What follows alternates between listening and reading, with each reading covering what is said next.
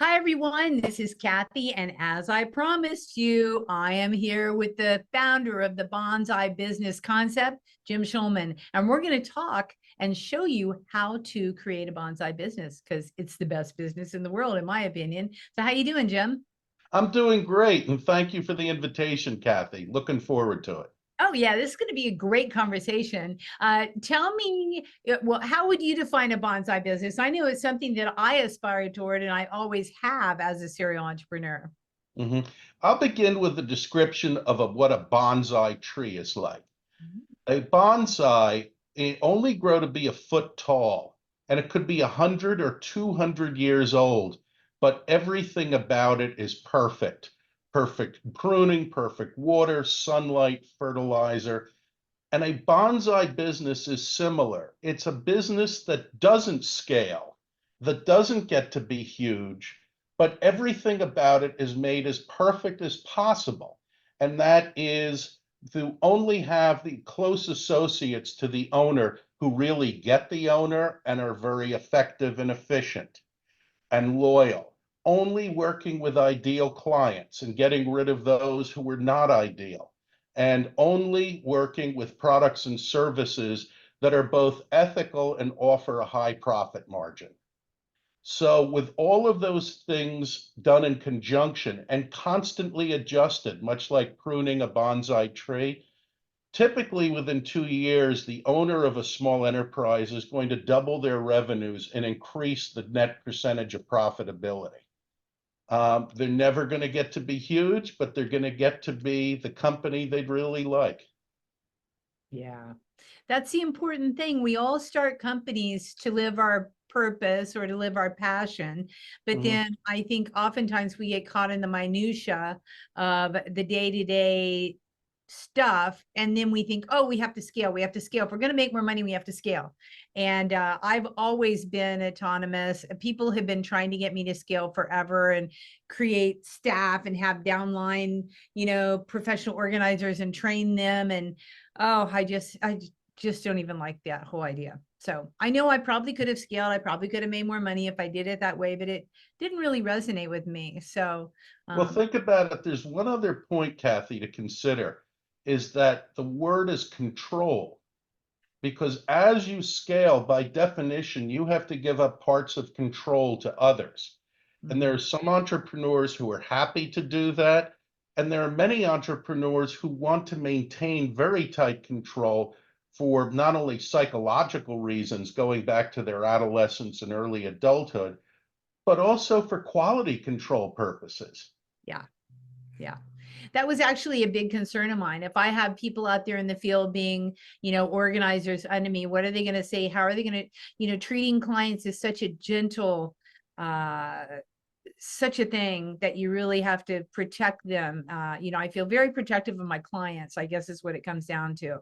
And I Mhm. want to make sure that if I was going to have anybody out there, that they would be doing the right thing by my client. So you're right. I do have a little bit of control issues, but at the same time, I embrace it. I love being a solopreneur. I love having a support team behind me that support me. But anyhow, so it's so funny that I'm growing a bonsai. Did I tell you this earlier? So I started 3 bonsai seeds uh, Mhm. 8 weeks ago. And from seed, they're still in. So you have to plant them, then you have to put them in a bag. And then after they're in a bag for a little while, then you have to put them in the refrigerator for 6 weeks or 8 weeks. So actually, next week is going to be the week that I actually can take it out of the refrigerator and give it sunlight. And, it's called the gestation period or whatever. So I love bonsais myself and I've always wanted to grow them. So I'm finally doing it. But just like a small business, there's that period, right? There's that time when Mhm. nothing really seems to happen. And that's what's happening with my bonsais as we speak. So I'm kind of living your message here. I'm glad you're enjoying the metaphor. Yeah, absolutely. So talk to me about the beginnings. How did you become interested in bonsai businesses? Where did you come from business wise? And tell me a little bit about your background. Well, my background, Kathy, has been in sales. I've been involved in sales now for over 40 years, as frankly, any entrepreneur is by definition involved in sales. Yeah. But I have sold everything from auto restoration equipment to polyester pants.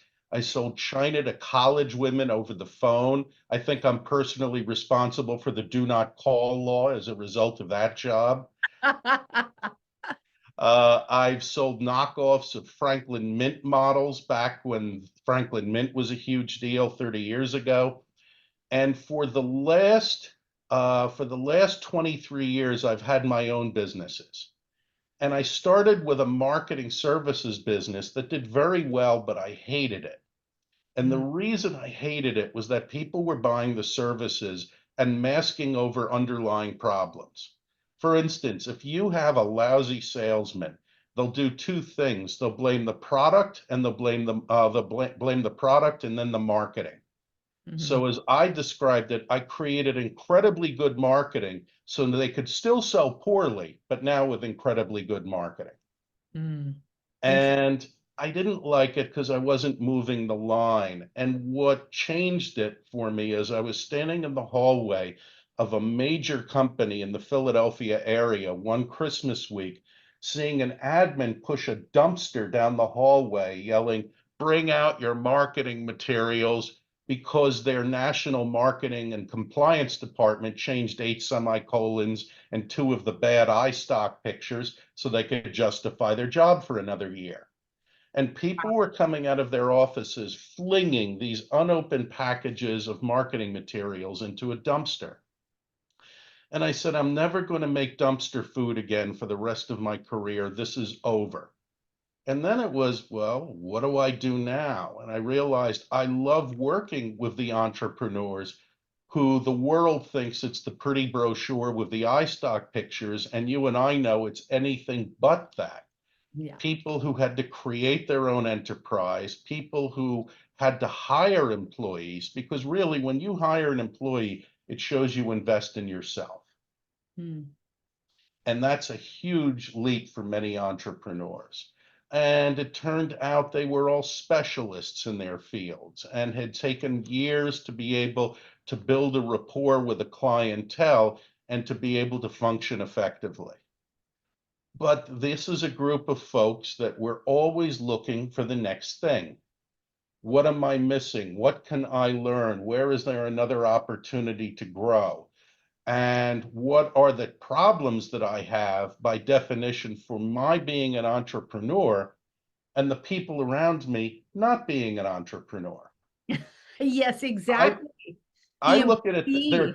there are two types of folks, Kathy. There are folks like us, we live on what we sell, and there are people who get a deposit in their bank every 2 weeks by breathing, as Yeah. long as they're an employee. And one group never is really going to understand the other, which is fine. Yeah. But it goes back to it's very lonely when you're the entrepreneur, Yeah. when the people around you not only probably don't understand you, but many of the people in your immediate orbit are financially dependent upon you. Mhm. So who are you going to have as an advisor? In other words, are they people who all Yeah. have you depend upon you? And what Right. I realized is that I was able to assume a role of trust with clients. So, as I put it, they paid me a lot of money to tell them to go to hell.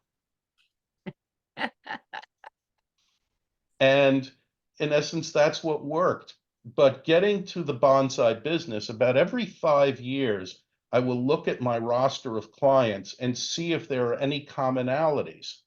And at one point, I saw a commonality about 10 years ago that every single client had at least one employee. Mm. Okay. That was a switch saying, okay, when I look for clients, I'm going to look specifically for at least one employee. Typically, it's between two and five. Mhm. But about a year and a half ago, I looked through my roster and I said, what's in common that I'm seeing? None of them have scaled. All of them have dramatically increased their revenues.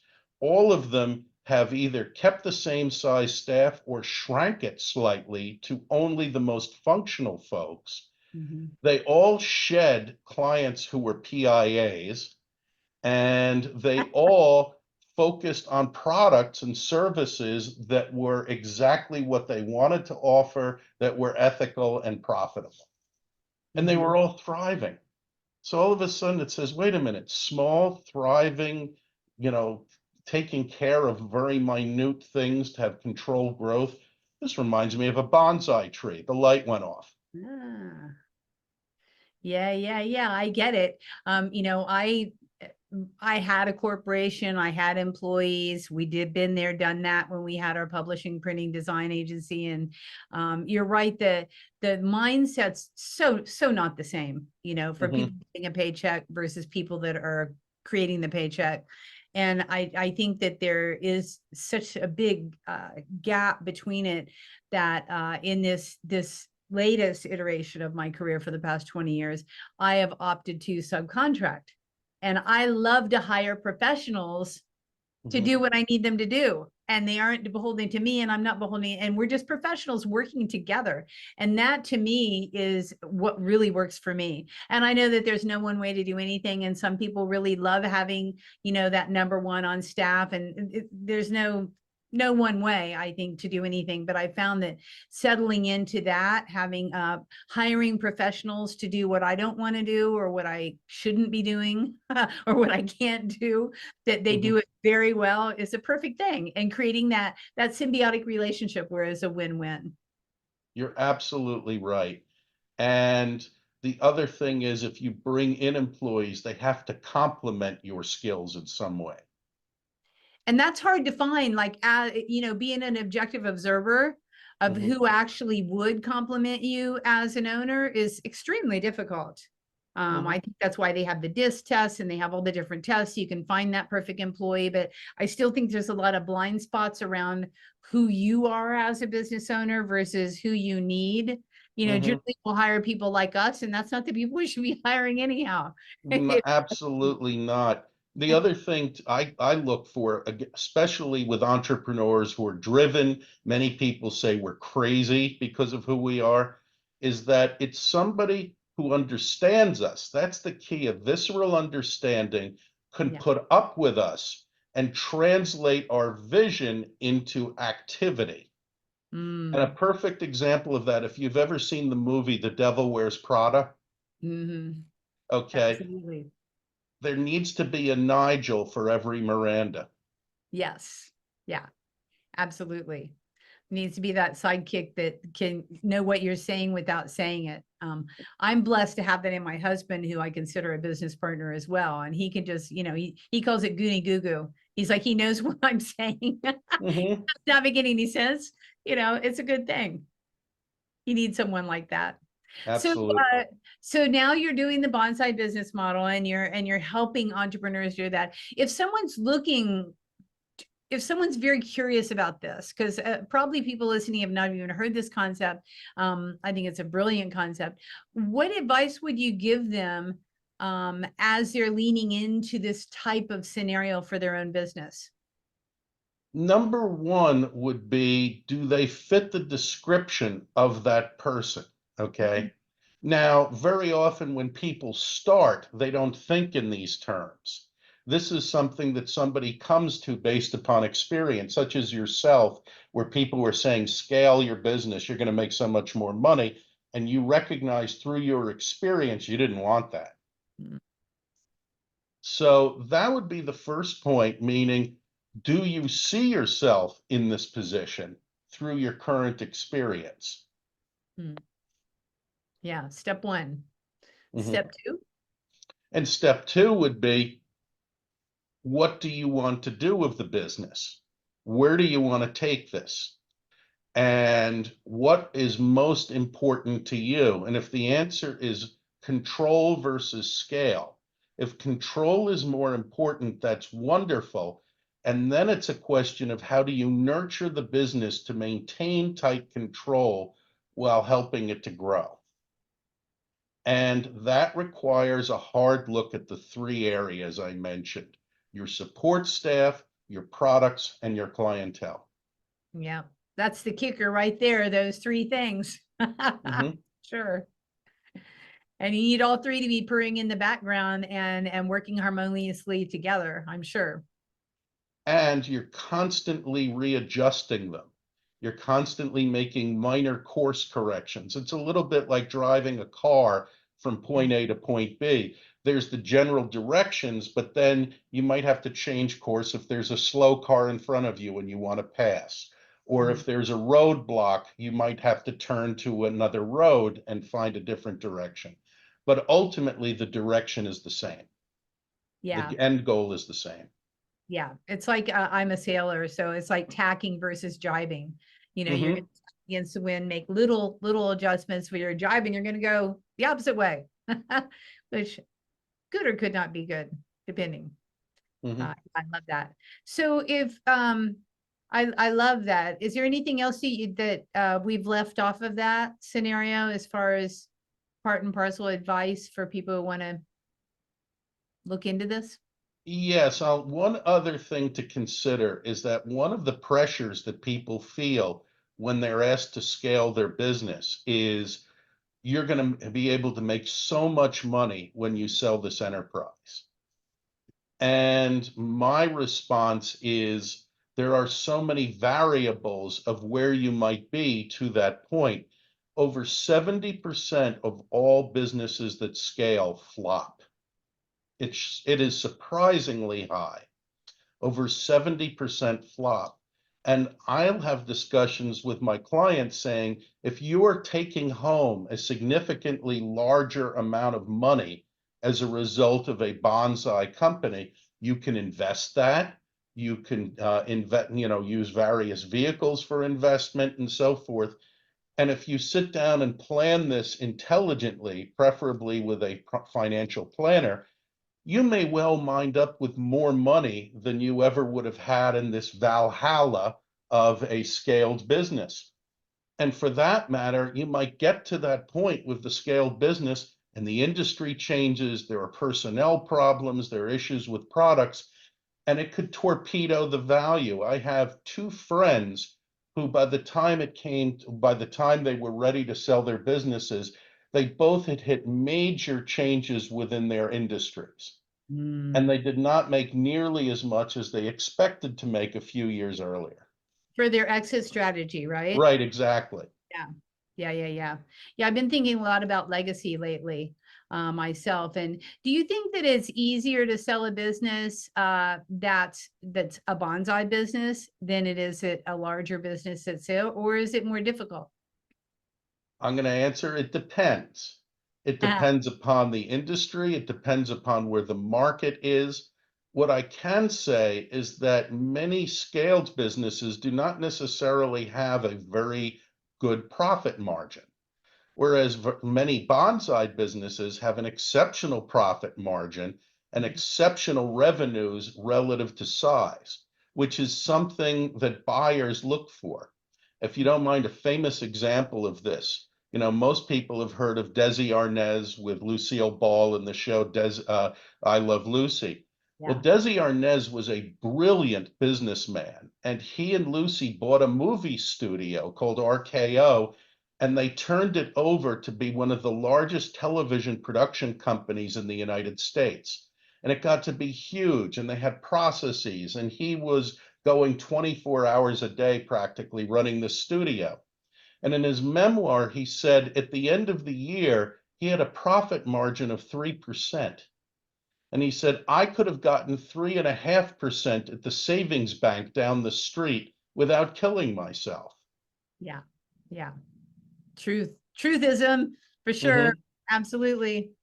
Yeah. And all that work, right? And is it a legacy? Or is it not a legacy? That's always a question, Did he leave that legacy? I don't know. Yeah.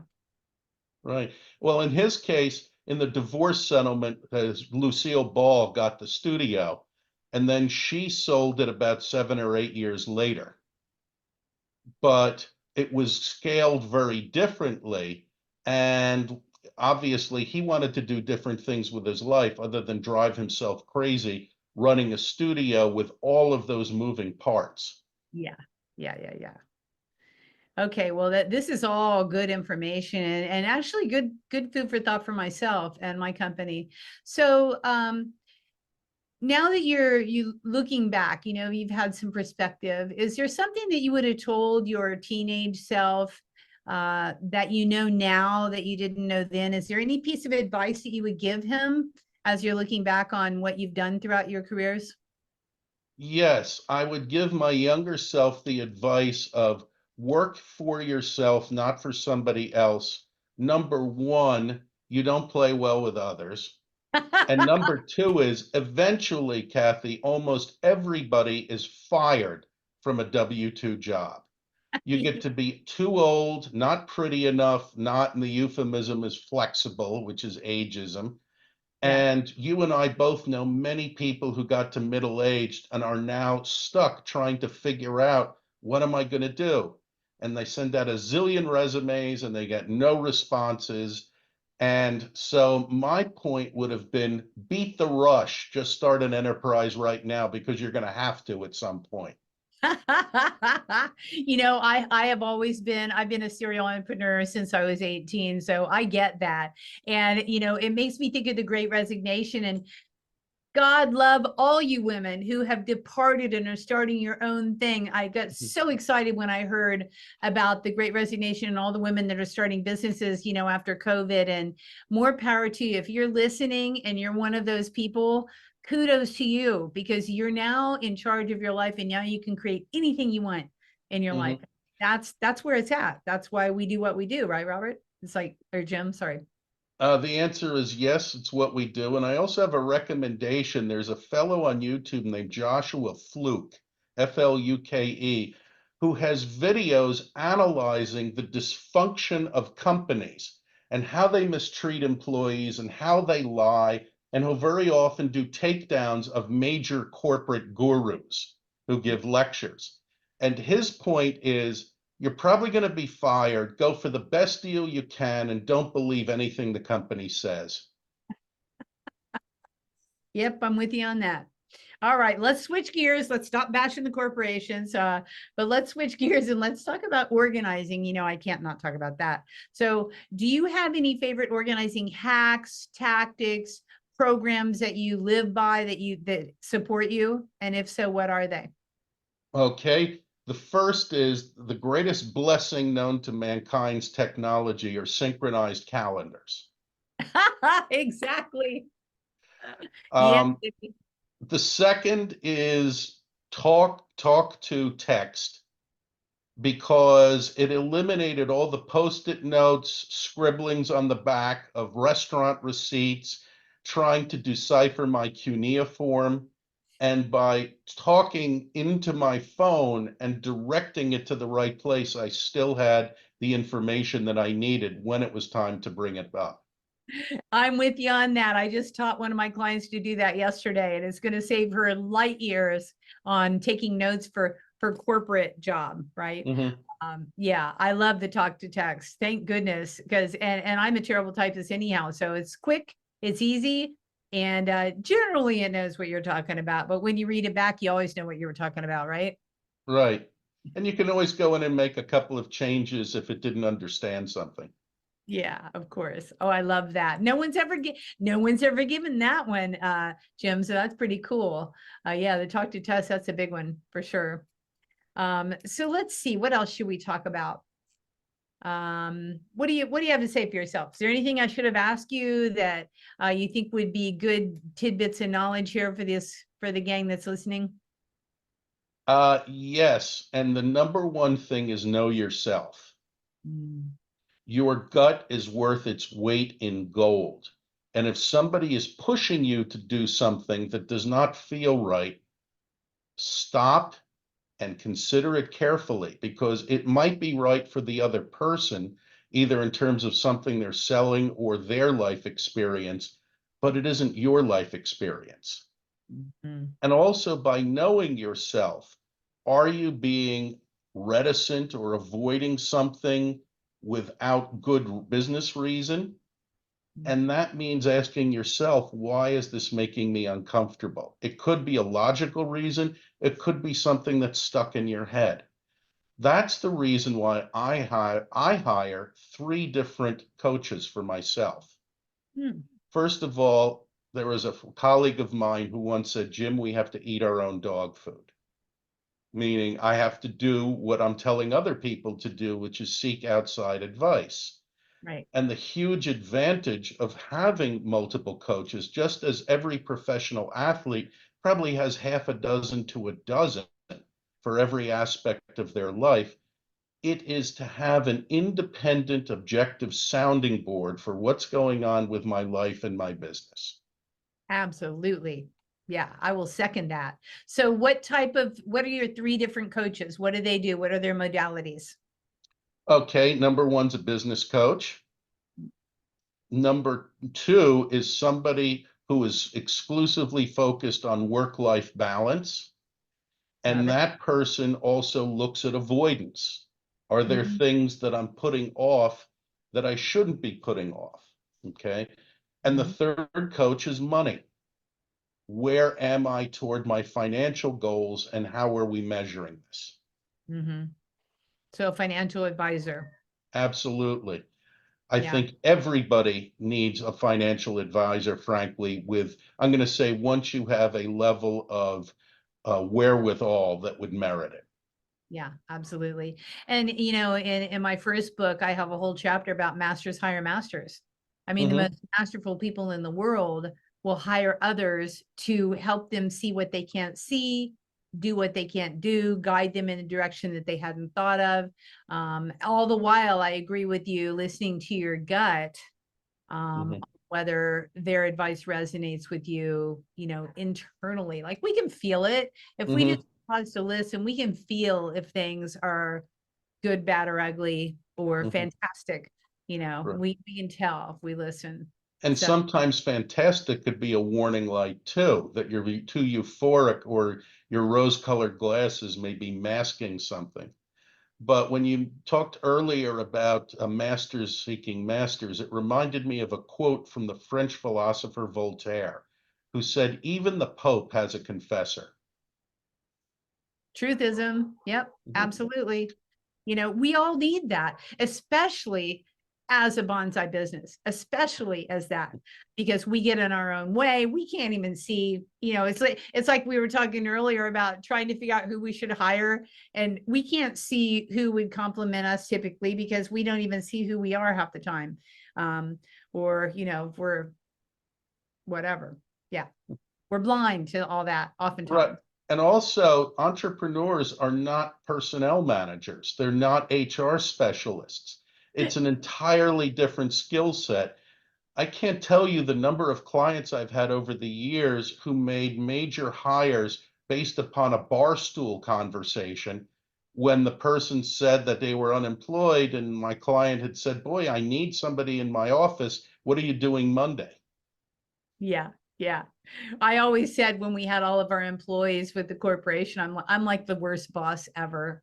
I'm the worst boss. I have no tolerance for inaptitude. I don't have any tolerance for lackadaisical, and I'm not very nurturing. And so I was not a very good boss.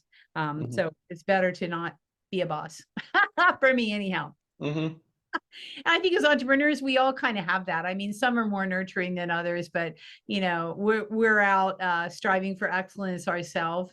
So I think oftentimes, if you're like me, we don't appreciate a level less than. And back to that point where employees aren't going to give you everything because they're employees. They're not, mhm, it's not their company. They're not going to get it. They don't even understand what that means. They think we're making zillion. I remember back in the day, they thought we were making so much money. mhm. All the money was going to the employees, right? But Right. They don't make payrolls. yeah, exactly. And again, that's another experience. In a sense, it reminds me, going back to horticulture, there are certain trees that thrive incredibly well in polluted urban environments. They're just really hardy. And an entrepreneur needs somebody who can work well with them, but doesn't need a ton of nurturing because they're not in an environment where they're either able or really willing to do that. Yeah, absolutely. Did you study horticulture at all? No, I can turn green things to brown with amazing speed. That's funny. I asked that because I studied horticulture in high school. I ended up going to a vocational school just because I was so bored. I knew I was going to go to college, but I popped off to vocational school and studied horticulture for 2 years. And I think that's why I became enamored with bonsais. But I had no idea that it was going to be such a long thing to get a little seedling sprouted. Anyhow, same thing with business. Takes a while to sprout your business. It takes a while, and it is not. I have given advice to some people in one profession where I said it'll probably be 3 to 5 years, but the faster you get to 100,000 in revenue, the faster you're going to get respect. Yeah, absolutely. Absolutely. Okay, well, this is really good. I hope you listening out there, if you have any questions, you connect with me or Jim. And I know that Jim has something that you're going to offer that's available to you. So let's talk about that a little bit, Jim. Absolutely. I offer a complimentary conversation for a half hour for anyone who wants to ask more about the bonsai business. And at the end of that half hour, you'll get my assessment of whether it's for you or whether it's not for you. That's awesome. So all you women out there who started your business, who you're wondering what to do now, because what, it's been 2001, you're into it, right? You're into it. You're probably at that point where you're trying to figure out scale, not scale, bonsai scale, right? So that's a brilliant offer. I really appreciate that. Absolutely. And I'll supply you with the direct link for that so that somebody can easily click and get the information.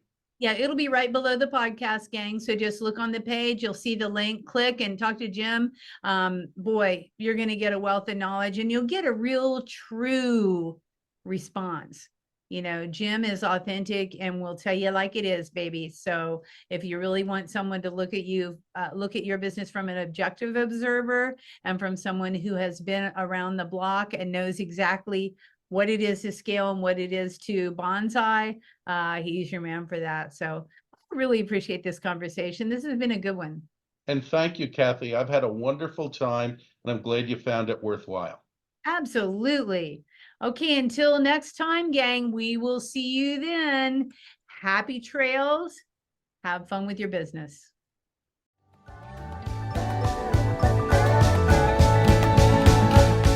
Hey, thanks for listening to this podcast. I hope you enjoyed this episode, and if you want to hear more, feel free to subscribe on the platform of your choice. Also, if you feel so inclined, I would truly appreciate a good rating from you to me. Have a stellar day.